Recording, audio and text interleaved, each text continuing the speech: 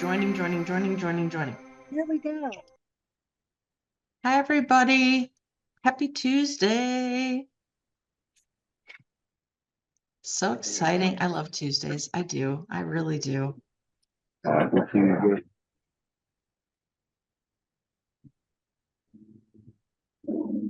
How's the weather down in South Africa? Is that right? Warm? Yeah. Oh. We have this time of year we get berg winds, so we get hot air coming from somewhere. I'm not sure where, but it's lovely. So it's a beautiful evening out there. Yeah, no, it's been a nice day. Good. We're Thank starting you. to warm up finally in the Northeast. So I'm not looking forward to it, but that's just me. Perfect. Okay. Can you see that okay? Is it I- a full screen? There it is. Okay. Yes, Nice and clean full screen. absolutely. Looks Okay. good. Yeah, if you let me know, no rush or anything at all. So No, if we're you need to let good. a few more folks to come into the meeting, let me know For when to start. sure. I'll monitor these doorbells and make sure everybody gets in. Welcome, everybody. So happy to have you here. We've got more folks joining. I hope everyone's week is going well. We have nice weather today. I don't know about tomorrow. It's not going to be good tomorrow here, but yeah, I hope everyone's having a good time, flying safe, able to fly. I don't know. Yes, hopefully. I got my Women in Drones shirt on today, Miss Sharon. Yes. Looking good. Gotta love it. Definitely. Woohoo. I gotta be able to fit into it, So I need to go on more walks. So yes. It's this cotton thing. It's that shrink factor. I don't know. The clothes do that in the spring. It's The just dryer. It's the dry does it every yes. time to me. I swear. Man, that winter thing. It's brutal. So yes, did some walking. Need to make sure I fit in it. So yes. All righty. Well, I know that this topic, everyone, is going to jar some of us because we don't always consider all the data that's actually captured with our flying cameras. But this is, I've reviewed some of the SkySafe's website and I'm scared to death. But yeah, this forensics is sounding great. But again, a lot of information that we capture. So we have Mr. Smith, which is great with forensics. I love that, as I'm watching Spooks. I don't know if anyone's into that show, but it was out a while ago. It's pretty darn good. Yeah, this is kind of right along the lines of all the information that we don't even know is zipping through the internet and the information. So yes, we have, let me get this one thing here. Pull this up super fast. So that I can introduce Josh better here. I had it in front of me and now it went away. Here it is. All right. I am so happy to present everyone that we have from SkySafe, Josh Smith, and he has spent over 20 years in the U.S. Army. Thank you for your service and all the other members that served. Thank you so very much. 13 years as a special agent with Army CID, and I don't even know what CID is, but I know it's the land of acronyms in the military. So it just sounds JSOC, is I've heard that mentioned before, Digital Forensics Examiner. So we have a lot of knowledge from Mr. Smith. I love the fact that your last name's Smith with all this intrigue. Sorry, I'm just like along that line right now. But No worries. and SkySafe. So looking forward to hearing everything about it. And folks, pop your questions in as you have them. We can ask along the way or at the end, however you prefer. That's what Josh let us know.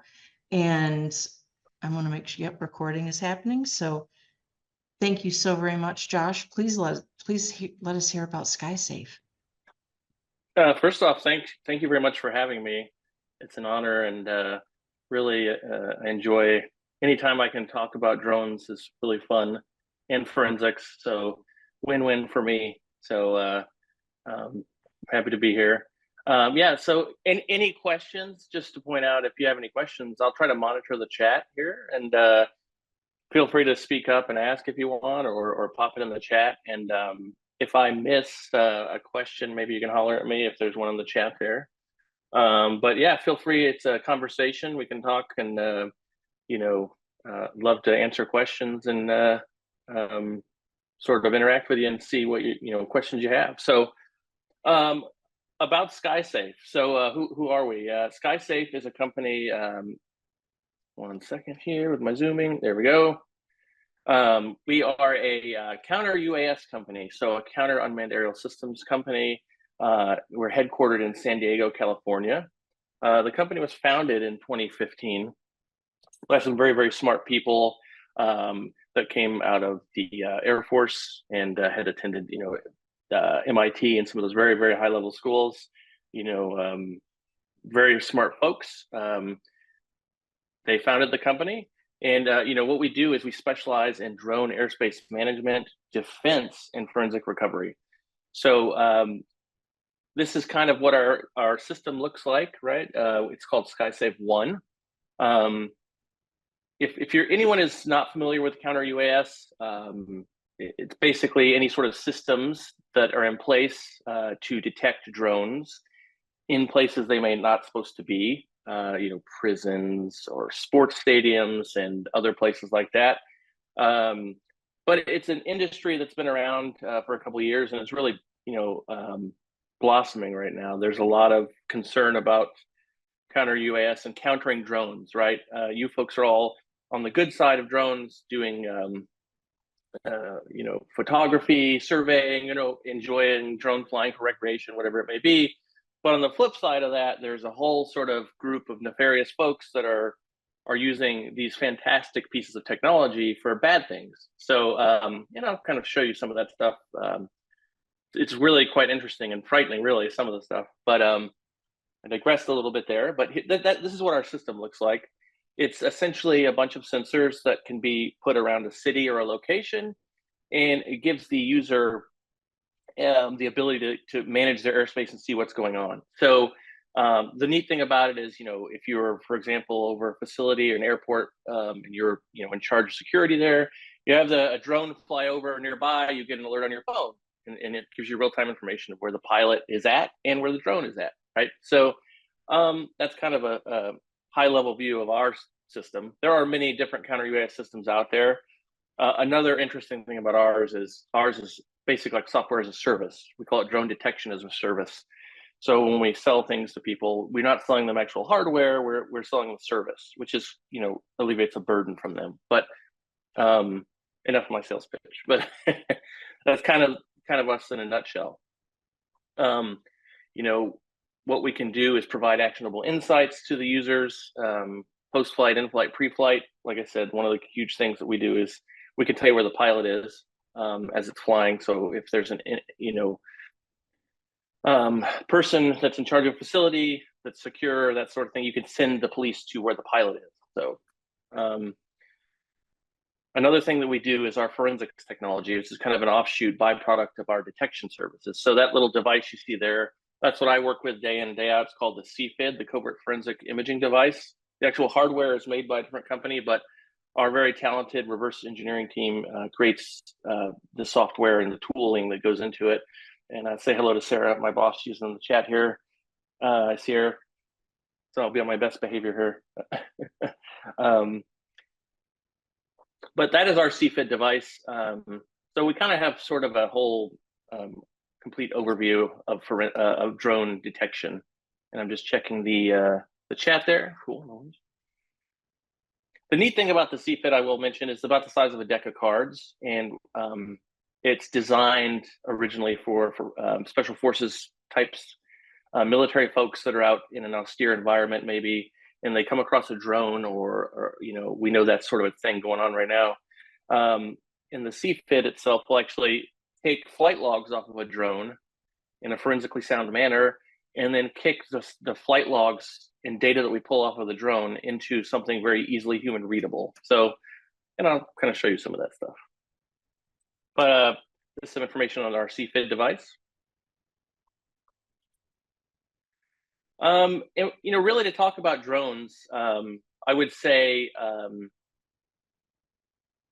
the one thing that's really changed with us, or at least on my perspective of it, is the war in Ukraine. That's been going on, kicked off in February 2022.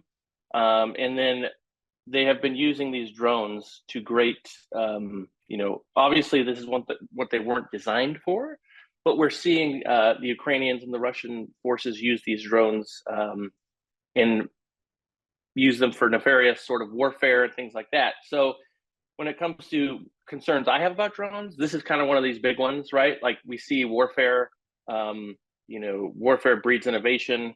And then my fear is something like this comes back to, Western society, and people start doing these very, very bad things with drones. But on the warfare side of it, we see a lot of these DJIs being used over there. It's easy for countries and bad actors and anyone else to use these, right? Because it's an available commercial off-the-shelf purchase. These DJI drones are not very difficult to acquire. They're not very expensive, and they provide a very easy, robust intelligence, surveillance, and reconnaissance platform, ISR, military term. They can use them for artillery spotting, low-cost weapons delivery. And if you look at the picture here, at the bottom, that's like a DJI Mavic 3, which I call the workhorse drone of Ukraine and the Ukraine war.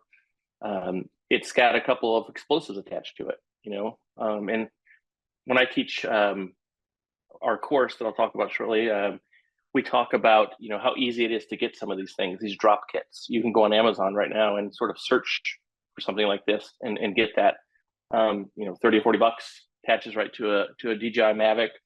You don't require any sort of special training or anything. It just, clips right on there.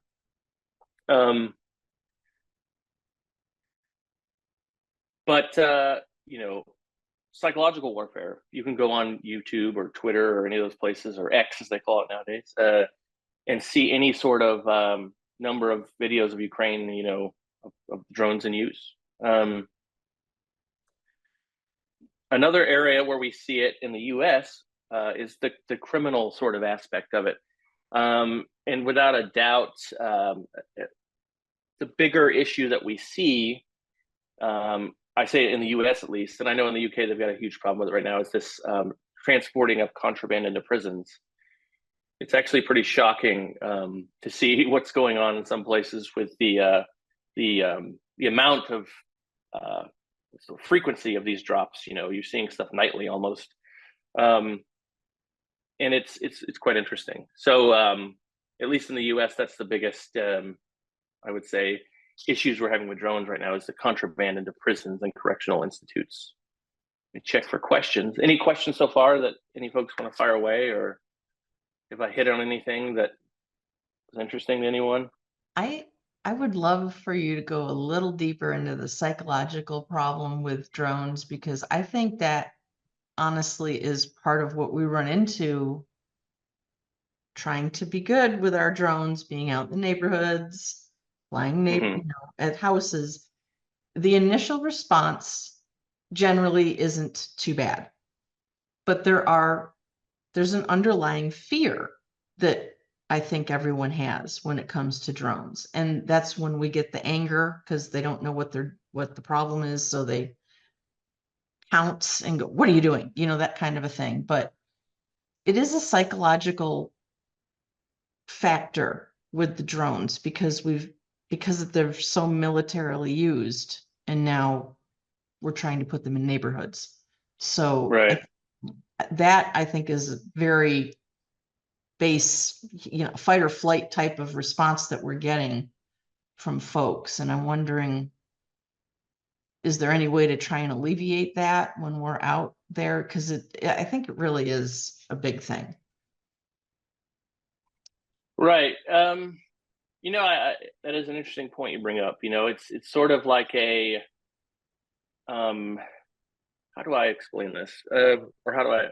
It's almost like a group punishment, right? Like for the most part, 99% of drone pilots are behaving and they're doing what we're supposed to do, and we're not buzzing by people's windows and doing like that. But it only takes one sort of salacious kind of story or big kind of thing in the media where everyone starts to think, oh well, they must be spying on me or something like that. So yeah, that is quite interesting. It's all about the spin on it, I suppose. Who how you basically how you interpret it. It's very difficult. I've been yelled at once before in my neighborhood for flying a drone, and when I lived up in North Carolina, I flew it. I kept it over the street, nothing crazy. Guy down the street came running over and saying, "Are you flying the drone over?" No, I'm not flying the drone over your house. So I totally can appreciate you. I'm sure that's been. I'm sure some of you have some very interesting stories of being confronted with people. um, but yeah, but obviously we see a lot of as far as the criminal aspect of it, by far the biggest, the prisons. Another big issue that we see here in the US is in other places, disruption of critical infrastructure and sort of sporting events. There's a question here. So do you have information about the years a person would spend in prison for these crimes? So it's pretty new criminal stuff and prosecutions going on with drones. So the biggest one I point to is in Cincinnati, Ohio. I believe I think it was 2022, there was two gentlemen who flew drones into the Cincinnati Bengals NFL football game, playoff game. It flew into the stadium. They actually had to stop the game, and then they found the two gentlemen who flew the drone, and they did it purely for social media views. And the FBI nabbed those guys, and they went into a trial. And I think right now, judges and folks are sort of kind of hesitant to put people in jail yet, but they did receive a pretty hefty fine. I believe some of the I don't have it right off the top of my head, but there are some federal statutes that you can be imprisoned for. But the biggest sort of enforcement arm that people see now is in the US, at least, is the FAA, where they will fine you. Also, just to interrupt for a second, Josh, when you strap drugs to the drone, you now have drug charges. So like it depends on what you're asking for. What is the crime here? Josh's response is just from drone laws, right? FAA drone laws. But when you're talking about strapping drugs to a drone and flying it into a prison's airspace and dropping drugs on the grounds, there's a whole other slew of criminal charges that someone is charged with, because we've seen these folks getting prosecuted, and like how many years they spend in prison can really vary depending on the quantity of drugs and what drugs. And yeah, so it's a hard question to answer. Yeah, it really, when you're doing, if it's like a prison contraband drop like that, your drug issues and crimes are going to supersede a lot of your drone issues. So purely, if you're looking at it purely from an aspect of like FAA or sort of bad behavior just flying somewhere, it's most likely going to be the FAA coming in and sort of fining you civilly. But off the top of my head, I don't have the statutes for the criminal stuff. But that's a great question. But what I will say is it's interesting because it is sort of society, government, we're catching up with drones, right? Drones have shot far ahead of legislation, laws, and things like that. So we're seeing that across the board, like the government passing laws on drone restriction things. It's just they're struggling to keep up with that kind of stuff. So it's quite interesting. Let me go back here. So disruption of critical infrastructure. I mentioned the case in Cincinnati. There was another incident recently in Baltimore, another NFL game. A gentleman flew over there and got that delayed. It was another NFL playoff game, I believe. Baltimore Ravens or someone else, someone out there I'm sure knows. But I read recently with him, he also got fined. So no jail time for him, I believe. I think some probation on that. So what I have here is a screen capture of our system, right? Unfortunately, I can't show you the actual live system, but this is kind of what one of our examples looks like. This is kind of a 50,000 foot view of a prison drop. Now, if you were to look at this, you have a DJI Mavic Air 2 flying into a correctional site here, and we pick that detection up. So essentially with our system, what it's doing, and many counter-UAS systems, they operate on different sort of technologies to detect the drones. Ours is a radio frequency-based technology. And we're basically following the location of the pilot, the drone. When you turn your drones on, right, you all know how that works. You power it up, it connects to, powers on, it starts looking for GPS, connects to your smart controller or whatever device you're using to control it, right? And it establishes that connection between the drone and the controller. So once the drone gets its satellites, takes off and starts flying, it's constantly transmitting data back to that controller, and we're sort of involved in that process, if that makes sense. But that's how we're able to track these things.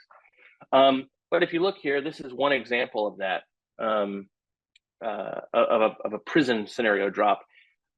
And what you'll see is a typical technique is they'll try to get, this is one of the farther ones, but what we've seen in the past example, this is just a very generic sort of example, but we've seen them as well, where they'll come down here into closer locations to a correctional site, hidden, launch it, pop a drone up, fly in and do their drops, come back very quickly, and then kind of leave the area. So it's pretty interesting. We can get the serial number, we can get all the history on that drone as it's flying across, so which is pretty interesting. So if you live near a big city, more than likely you're probably have some sort of, and you're operating your drones routinely, you're probably got some sort of breadcrumbs out there of your activities. So more likely than not. If I were to like pop up over one of our large cities that we cover, we could see anytime, hundreds and hundreds of drones within like, a 1 hour window flying just all over that city. And we're building those breadcrumbs, we're listening, so that helps when an investigation, for example, if this drone here, we're looking at this Mavic Air 2, if this Mavic Air 2 is coming every night or every other night or dropping drugs and contraband off at a prison, but then, oh wait, we see this drone, 5 miles away over at this other prison, that helps us build sort of a case and investigation. We can see a conspiracy. We can see the historical data for that drone. See a question here? So we don't like to talk about a radius per se. And if Sarah wants to answer, specifics on, distances and things like that, she can feel free to hop in on that. But we will build a package for whatever you're asking, right? So if you want us to cover an area of, 200 square miles or whatever, however it is, we'll build that for whatever you ask. So it's not really a question of, you'll get provided like a radar or a sensor, and that one sensor, what's the radius of it? It's we'll build out sort of that infrastructure. If that makes sense. Yes, thank you. But generally with counter UAS systems, there's all different. They run the gamut, right? With any of our competitors or someone else, you may get a piece of hardware, right? So you have like one system. That would be more of a better question for something like that. Okay, so if we look here, there is, can everyone still see my screen? Yep, should be good. So you can see there's this one particular drone here, and this is just one example of like a prison smuggling situation, right? So if I were a warden or, I'm in charge of this facility and I had a counter UAS system up, or particularly our system, this drone pops up, we have a geofence around this facility, and it warns, you get an alert on your phone. Oh, I've got a drone in the air, I need to be on the lookout for that. So it's pretty interesting. Here's another example of a drone sort of nefarious activity. This is along the US-Mexico border. So won't tell you where, but this is, one little tiny snippet of an area that we see lots and lots of activity here across the border. I know that's kind of a very popular topic right now in the news, but you could see there's lots and lots of activity. We see commonly, this isn't necessarily smuggling of things. This particular, what you're looking at here, these are smaller drones. These are DJI minis. So these are drones that have probably been popped up to do surveillance, right? To look and see what's going on along the border, right? So that is quite interesting. Oh, another question here. That's a great question. Riley asked, is the SkySafe system still able to track the drone if someone found a way around remote ID? So we don't rely on remote ID. Remote ID is a very nice, nice to have extra, and it'll provide some information. But we're basically we're listening passively on RF sensors to these specifically. Let me explain it. So DJI, for example, has their own protocols, right? So for the drone and the remote to communicate to each other, they operate off radio frequency, and DJI uses something called OcuSync. So OcuSync broadcasts some information back and forth, and you can listen to that passively. So we're not really using remote ID. Again, is a nice to have, but it's not required. If that makes sense for our systems. And remote ID is a very interesting thing to bring up. I know it's brand new, right? So it's been on the radar for a little while. Caused quite some angst among some folks that don't like, privacy and things like that. They don't want to be tracked. But, my opinion on that is, if you're just doing what you're supposed to be doing, who cares, right? Like, no one's going to be, if you're flying into prisons, you're probably not going to have your remote ID activated and working on. So, yeah, remote ID is quite a very interesting sort of, yeah, on the radar, pun intended. Yes. So, but when it comes to counter UAS, there's a bunch of different technologies involved with that, right? There are different companies that use different technologies.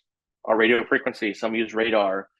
There are other methods. So it's sort of a layered approach is really a good way to look at it. Let's see here. Here's another. This is actually a pretty scary one here.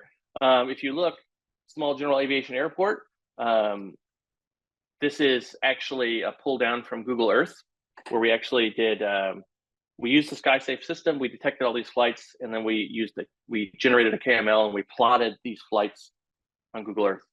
So you could see that's not good, right? You don't want to have drones flying across runways and airports and things like that. And this is, I think this one here is like a 60-day window of activity, right? So, yeah, there's a lot of folks out there flying drones that are, I'm not saying they're criminals, most of them, but they're, they just don't know the rules, and they're, this is a prime example of this group punishment. This is somebody flying over here over an airport that's going to make it look bad for everybody with drones, right? This is the guy or gal, whoever it is that's flying, that, causes us to get yelled at when we're out here doing, having fun, doing what we're supposed to be doing with drones, but very interesting, right? And very frightening, to be honest with you. So any questions there? I tried to show you a couple examples of, corrections,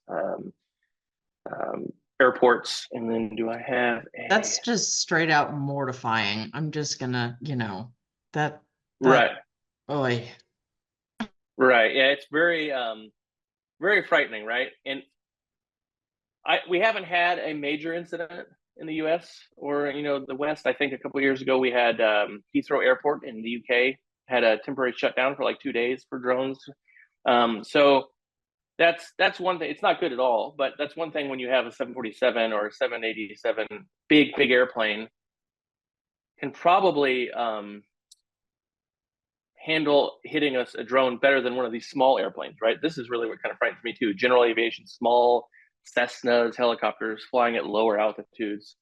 And we have seen some drones out west, commercially DJI type drones that, 5,000 feet above ground. 6,000 feet above ground. So just crazy stuff.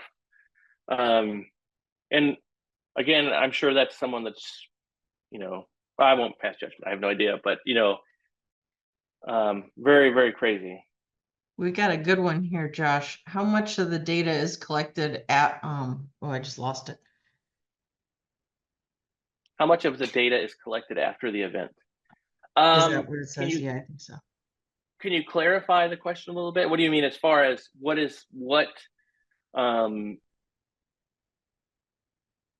Laddie, if you can What unmute, I'm sorry if I mispronounced your name, but feel free to unmute and ask. I was I can? interested in finding out if the event has to be immediate. Like with the Google Earth data, does it have to be immediate, timely at that moment in time? Or maybe like a week later, you go, you can collect if somebody reports an event that there was an illegal drone flying Oh. 2 days ago. Can you still collect that data?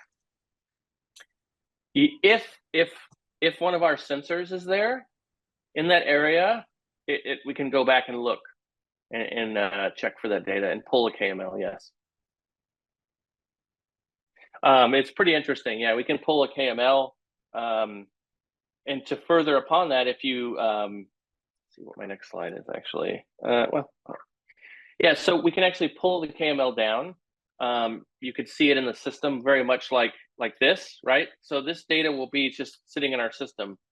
So if I want to go back and look, in a window of time 2 weeks ago on a Tuesday at between 1 and 2 in the morning, I can filter down to that using the filter, and I can look and see, okay, what drones were up during that time. I can even filter down my manufacturer type, model, make and model, and things like that. So it's pretty weird. It's pretty great. You can actually mark drones as well in here. So this one's red, you can see. That was marked as a suspect drone. By default, they're yellow, sort of a neutral color. And then, if you're a user, you can add and plot that out. Okay, this drone's up to no good, flying around prisons, yada, yada. You can mark that. And to dovetail that question that Laddie had was, if you capture a drone, like I saw on the SkySafe website, like a drone goes down, no one goes to get it. Now you have the actual physical drone. You can pull all that data. You're going to get that, I'm sure. Yes. Let me show you an example of that, actually. And I'm sorry if I'm getting ahead of you, by all means. No, totally fine. That's so. really cool. Yeah, so this is. I'll actually show that at the end. I'll finish the little presentation, but this is one that was actually recovered. This is a DJI Matrice 600. This is up Virginia, North Carolina area. This is an example of one of these type of drones that you'll see, and I'm sure you folks have, your vast sort of different industries you're out there, you probably fly in some of these. But this is a modified DJI Matrice 600. So what do we know about these, right? They're older. What we see with some of these guys and the smugglers is they're using older DJI drones, also using some Autels, but they're using these drones because they're cheap, right? And they have a very good payload capacity. Sharon had a great question. So perhaps I missed it. What type of companies, organizations are? So what types of companies, organizations are your clients, or only the government? No, so critical infrastructure, so power companies, right? Power plants, any sort of critical infrastructure companies use counter-UAS systems. Correctional facilities, universities are another big customer base as far as sports stadiums and things like that. College football, right? Everybody remember last fall, Ohio State University had a game stop because they had a drone. DJI Mini flew over. That was our system that detected that. What is it with Ohio? Goodness, people. I know, right? Bengals and yes. It's yeah. But yeah, universities, critical infrastructure, airports are another big one, right? I just showed you a slideshow of a small general aviation airport, but you've got the big airports out there, San Diego International, New York, LaGuardia, all those places, they're suffering the same problems, right? So it's not just the government. It's a wide variety of different entities. Disney World, those kind of places, right? Disney World's a very interesting one. They're not our customer, but I'm just saying, like, Disney World itself, if you're familiar with some of the different sort of tracking mechanisms. What is that website? I totally forgot about it. But there's a permanent TFR across Disney, right? You can't fly, temporary flight restriction. You can't fly over those, right? So yeah, it's interesting. So critical infrastructure, airports, universities, corrections, things like that. So this picture here is an example of a prison contraband drone lost control. They crashed it. You can see here there's some contraband all bottled up, bagged up. That's tobacco. Tobacco. Interestingly, one of the things I found in sort of my foray into drone forensics is there's a whole prison economy on some of this stuff. So, right, a cigarette, for example, can be worth $100 in a prison. So, okay, Johnny Keeler said he works with the guy who put up the TFR over Disney. Very interesting. Yeah, it's funny. I like to call the TFR over Disney the permanent temporary flight restriction because it's not going anywhere. It's permanent TFR. Yeah, so you can see the prison economy, that tobacco is a big popular way to get stuff in there. Here's another kind of close-up of one of the bundles that they had under that Matrice 600. So they can actually lift quite a lift, payload capacity is the word I'm looking for, phrase. Yeah, so they can actually lift quite a bit, right? There's a little booklet next to it for scale you can kind of see. Here's another example of a smaller drone that we've seen in sort of contraband smuggling activities. Pop quiz. Anyone want to pop into the chat? Can identify that model? You get a free high five, thumbs up if you can. Let's see here. Yes, excellent. Yes. So, yeah. Hotels are kind of the flavor of the season, or the reason of the season, I guess is the word right now. These are quite an interesting capability to bring drones into some places. Okay, so Sharon had another good question here. In the prison drop example, how fast is the information communicated? It's live. So as a drone, for example, what would happen is if a customer came to us and said, all right, I want you to around our prison, we would put a geofence around it. So once the drone pierced the geofence, we'd get the customer would get an alert popped up on a phone or whoever they're monitoring it that there's a live incursion. There's a drone inbound, and they'll see where it is, and they'll actually see where the pilot and operator is located. So all while that's happening, they can immediately call police. They can dispatch someone to the location of the pilot even before the drone has come back. So that's how quick it is. As far as securing contraband, it's hit or miss, right? Like once they get the drone up over a facility and it does a drop, you actually lose some of the initiative, right? Because if it's daytime or it's somewhere where an inmate can get to it, they can take that contraband and be gone very quickly. The other thing that we see here is if you notice, these things are dark colored, the contraband items there that I'm highlighting. We've seen multiple instances where they'll have packages like this and they'll say grass clippings all over it, or they'll camouflage it so that when it drops in an area of a prison and it looks like just a piece of trash, or it's hidden, so it's a little bit of camouflage. So there's a little bit of fieldcraft to it. Question, does the company have hardware sensors? Yes, we do have hardware. However, that's not something that goes to the customer. Sort of our business model is it's drone detection as a service, right? So no, he does not have to be. Well, let me finish Karina's question. So we are software. We do have our own sensors and hardware and antennas, but we handle all that. That's not something on the customer. So that is sort of a different business model than all the other counter UAS vendors. They'll sell you a trailer or a box or some sort of thing that you have to maintain, but we'll do all the software updates. We'll maintain the device. You just subscribe to the service. Alan asked, does the pilot have to be located within the detection zone? No. Funny enough, we've actually seen pilot detection miles and miles away from the drone And that's shocking, but it wasn't because of a flight. One example was someone was flying a drone. We could see the flight going on. They land the drone, they put it in a car and leave, but they forget to turn it off.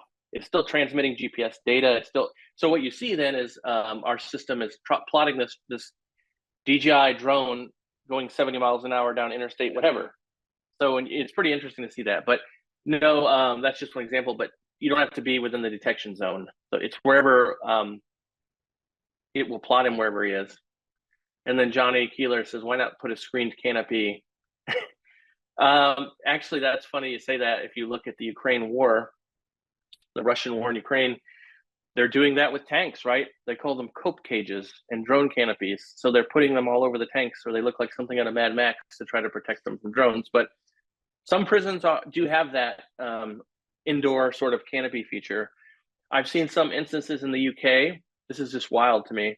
And there's some videos out there where they actually flew a drone to a prison where there was some sort of covering like that, and they lowered contraband down on a rope to a window, and the prisoner just grabbed it, and then it's like a drone delivery right to your window. Yeah. So, but here, if you're looking here, we've got this autel here, one example of a drop. You know, get some fishing line under it, and then boom. You know, this is all stuff that you can get very easily. To see, you know, to do a drop. As far as forensics, so I know that was the tail end piece. So let me actually show you something. I'm going to stop sharing for 1 second. And I'll give you an example of what comes off of a drone when we look at it, you know, just so you have an idea.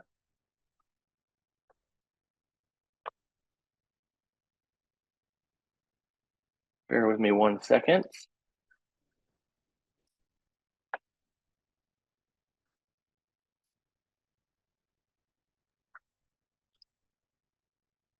Okay, can you see that okay?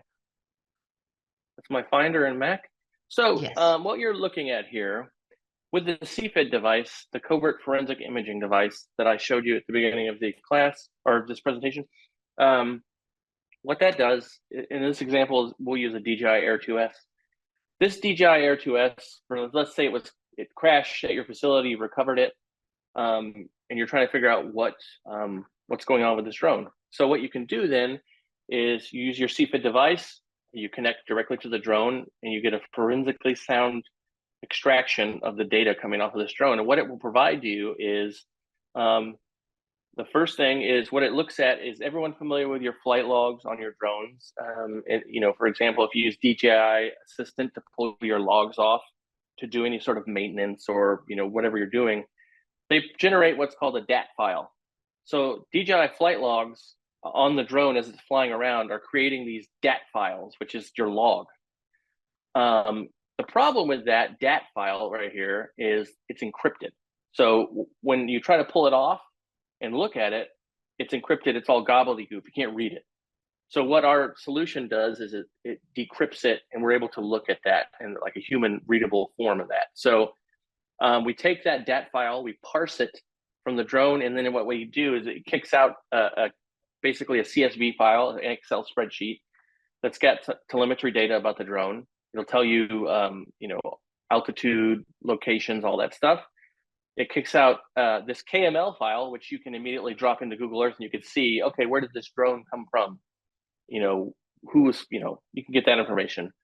It kicks out a little file, a tombstone file, which tells you a little bit of biographical data about the drone, serial number, that kind of thing.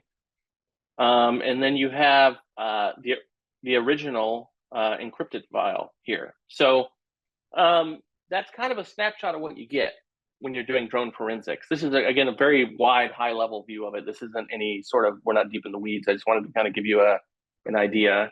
Any questions? There's just real quick, while you're on the technical piece of this, Josh, there were 2 career type based questions. Do you see this as a future career path? And then also, what type of training or technical skills are looked for in entry level positions with SkySafe that you're aware of, or that you would suggest? So specific to mine, my background is digital forensics. So that entailed, that entails computers, mobile phones, things like that. And then what's happening is, I wouldn't say drone forensics is its own field, but drone forensics is a niche sort of area under digital forensics now, much like cell phones were when they came into popular usage, right? So I would say in counter UAS and in forensics, yes, I think there's a budding career field in there, especially as a counter UAS systems engineer and things like that. As far as getting started in it, at least in the counter UAS space, the military might be a good option for some folks if you're young enough and you want to go that route. As far as forensics, there are numerous programs out there to learn. Champlain College in Vermont is an excellent university for excellent digital forensics program. I kind of got my training on the job, so I went a different route than a lot of other folks would go. But yeah, it's very interesting. I think counter UAS space is a budding area that's like, I think to boil it down this way is the America and really the Western world, we need a sort of event to happen. And I don't want to say it like that. We're very reactionary, right? So as a society, it takes a bad event for something to change people's looks or views on things, right? So I think once eventually there's going to be some crazy person that does something very bad and heinous that's going to sort of launch drones more to the forefront as far as security. Right now, all that stuff's going on in Ukraine, right? But, like I said earlier, I think my big fear is that stuff's coming back to the Western world. So another career question. Was there another career question? I hope that answered it. And as far as a career, reverse engineering, if there's any reverse engineers out there, there's some really good, talented folks at SkySafe that will, we need reverse engineers. So that's one other way to get into the drone space, really, if you're any good at that. Let's see. Yeah. I think you covered Karina. it. That's great. No, that's perfect. Thank you. There is one other question that before it scrolls away from me. Does SkySafe get contracted with around like special events, for instance, the Super Bowl or on Sundays, that around the stadiums for the NFL and that kind of a thing? Or so that's kind of one of these things where there are competitors to us. There are a bunch of different companies in the counter UAS space, so it's a wide sort of the Wild West, right? There's a lot of folks and companies out there doing that. When it comes to like a big event like the FBI, like let's say the Super Bowl, right? That's something the FBI and like DOJ and those type of folks will be heavily involved in. A normal weekend college football game, not so much, right? So that's kind of the place we're at in counter UAS. One other question, interestingly enough, so Smith here, NCACT Smith, asked, do you need a warrant to decode and provide data from drone to law enforcement? No, not. So basically what happens when a drone is, get into legalese here. The FAA identifies a drone as an aircraft. It's the same in the same boat as a 747, technically. It's the same protections. So, and there is some stipulation in the law that says a broadcasting aircraft, it sort of covers that, and I'm butchering this, but no, that's not the case. If you get a drone in the sense forensically, like if I'm working at a police crime lab or if someone comes to me with a drone, yes, you probably need a warrant for it, depending. If someone brings me a drone and says, I've captured this drone from John Smith, it's his, he's doing a bunch of heinous stuff, I would need a warrant for that because that person has rights. Now, the situation where you wouldn't need a warrant would be more of like a drone is found at a prison on the grounds. We don't know who it belongs to. It's found property. Whose privacy, whose rights are you violating? Nobody's, because this is just found item. So there are some legal nuances there. Hope that answered that. So sorry, you can hit me over the head if I've taken too long. So. I think we're caught up now. I think so. Yeah. Thank you. Is there any other questions? I kind of open it up for any questions or. Not that I see. If anyone has any, feel free to, go ahead, unmute and ask. We are at 12:50. I'm sorry, whatever time it is, 50. Wherever you guys are, 10 till.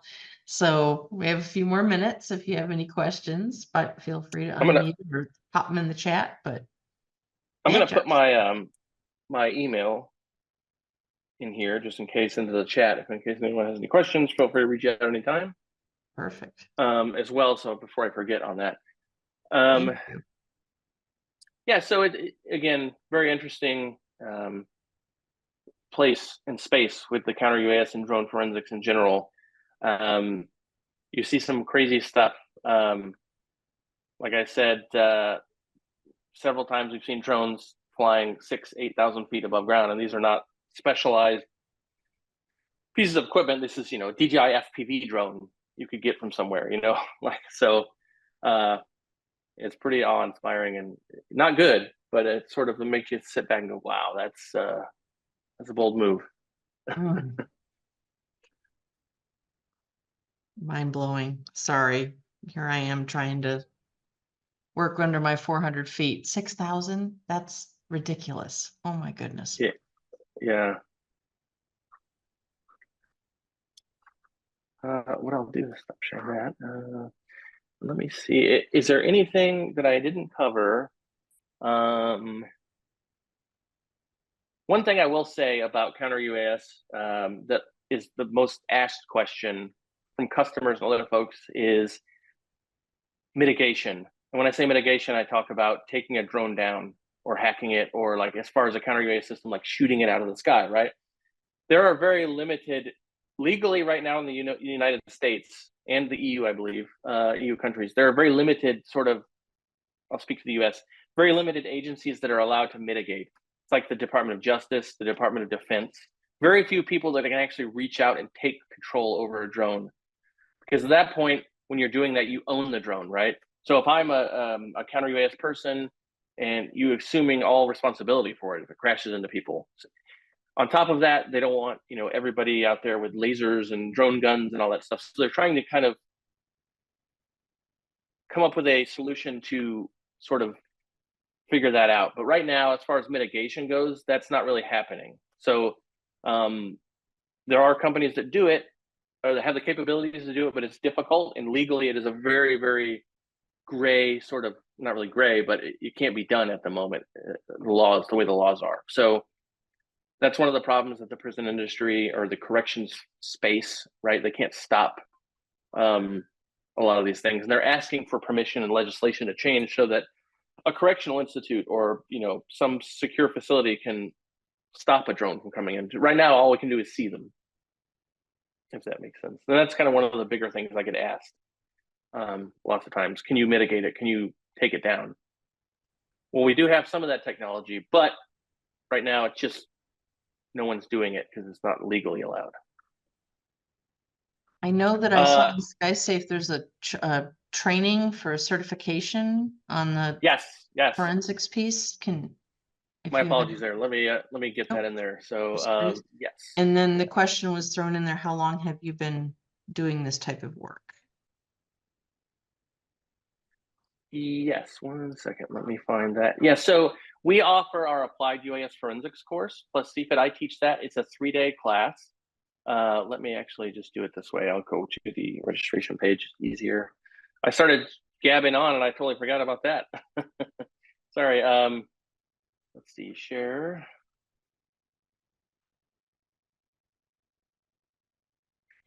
Okay, so you should be able to see that screen. So this is our Applied UAS Forensics course. Can you see that okay?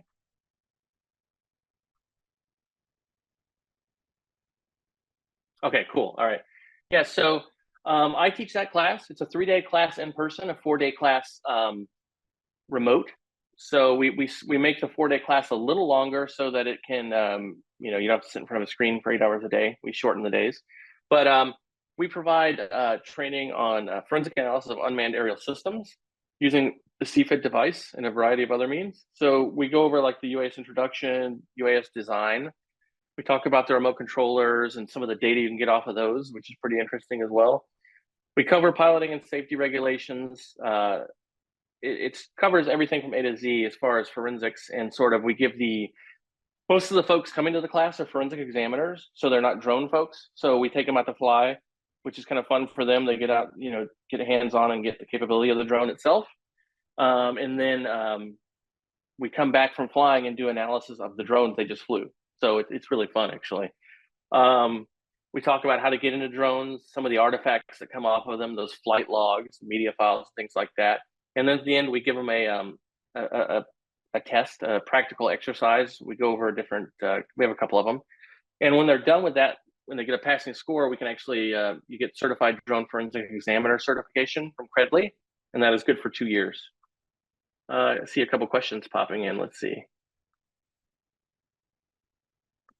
I threw your email in there, Josh, just so you know. And then Yep. Tawny was sweet enough to put in the link to your certification class. Thank you. Yes, thank Tawny. you. And you have an event in here also. Let's see. Oh yeah, that's a Oh. link to the actual certification, Perfect. the course. Yeah, sorry. But yeah, we actually have it. We teach it in person and remote. In person is in San Diego at our headquarters. So if you want to come out and see, I'm actually in Florida, so I get to fly out and see sunny San Diego from sunny Florida. Yes, so we do that, and then we also do it virtually. The cost of the course is $29. Well, it's $29.95. $2,995. So, which is a normal sort of in the forensic space. That is kind of a average price for a course. Maybe a bit more than some drone classes you may have been through. The remote offering is a little more expensive because it is. We actually send you a drone that you get to keep. It's a DJI Mini, so nothing fancy, but you do get a free drone out of it for that. But yeah, we teach this. We also have some partners that we teach with in Florida and in North Carolina as well. But if you guys wanted to come and learn more about drone forensics, I'd be happy to sit with you, and you could sit with me for 3 days and we can learn all about drones. So It's awesome. love to see you guys in the class. Don't forget to save the chat, everybody. I know some people are jumping off for their next meeting. Thank you so much. Thank you so much, Josh. This was interesting, scary. Thank you for having me. Interesting. Yes. And yes, I know everyone here functions, the best they possibly can under the rules and the laws and the regulations. And like you said, it just takes one to ruin everything. So not fun that way, but glad that SkySafe's out there to try and mitigate some things. That's for sure. Yes. Thank you, Karina. You have a great week. Yeah, Everybody have a great week. Save the chat. Save the chat. Thanks, Josh. This was great. Thank you for having me again. Thank you. That kind of wraps it up.